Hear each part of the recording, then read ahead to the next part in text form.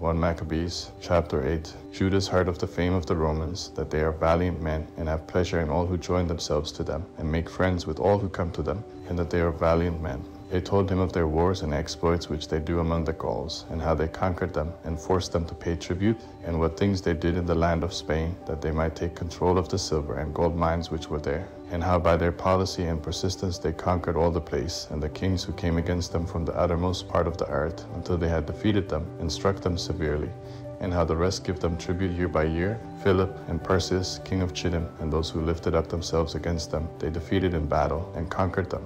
Antiochus also, the great king of Asia, came against them to battle, having 120 elephants, with cavalry, chariots, and an exceedingly great army, and he was defeated by them. They took him alive, and decreed that both he and those who reigned after him should give them a great tribute, and should give hostages, and a parcel of land from the best of their provinces, the countries of India, Media, and Lydia. They took them from him, and gave them to King Eumenes. Judas heard how the Greeks planned to come and destroy them. But this became known to them, and they sent against them a general who fought against them, and many of them fell down wounded to death. And they made captive their wives and their children, and plundered them, and conquered their land, and pulled down their strongholds, and plundered them, and brought them into bondage to this day. The remaining kingdoms and islands, as many as rose up against them at any time, they destroyed and made them to be their servants. But with their friends and those who relied on them, they stayed friends. They conquered the kingdoms that were near and those that were far off, and all that heard of their fame were afraid of them. Moreover, whoever they desired to help and to make kings, these they make kings, and whoever they desired,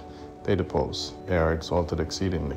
For all this, none of them ever put on a crown, neither did they clothe themselves with purple, as a display of grandeur. Judas heard how they had made for themselves a senate house, and day by day 320 men sat in council, consulting always for the people, to the end they might be well governed, and how they commit their government to one man year by year, that he should rule over them, and control all their country, and all are obedient to that one, and there is neither envy nor emulation among them. So Judas chose Eupolemus the son of John, the son of Achos, and Jason the son of Eleazar, and sent them to Rome, to establish friendship and alliance with them, and that they should free the yoke from themselves, for they saw that the kingdom of the Greeks kept Israel in bondage. Then they went to Rome, a very long journey, and they entered into the senate house, and said, Judas, who is also called Maccabees, and his kindred, and the people of the Jews, have sent us to you, to make an alliance and peace with you, and that we might be registered as your allies and friends. This thing was pleasing to them.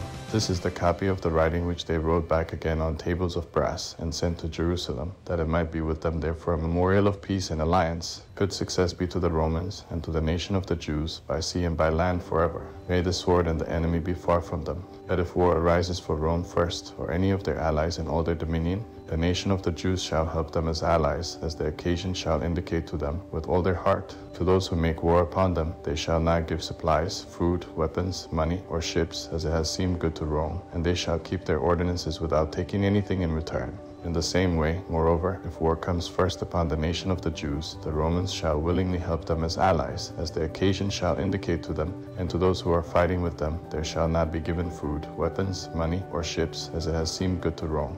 They shall keep these ordinances, and that without deceit. According to these terms, the Romans made a treaty with the Jewish people. But if hereafter the one party and the other shall determine to add or diminish anything, they shall do it at their pleasure, and whatever they add or take away shall be ratified. Concerning the evils which King Demetrius is doing to them, we have written to him, saying, Why have you made your yoke heavy on our friends and allies the Jews? If therefore they plead any more against you, we will do them justice, and fight with you on sea and on land.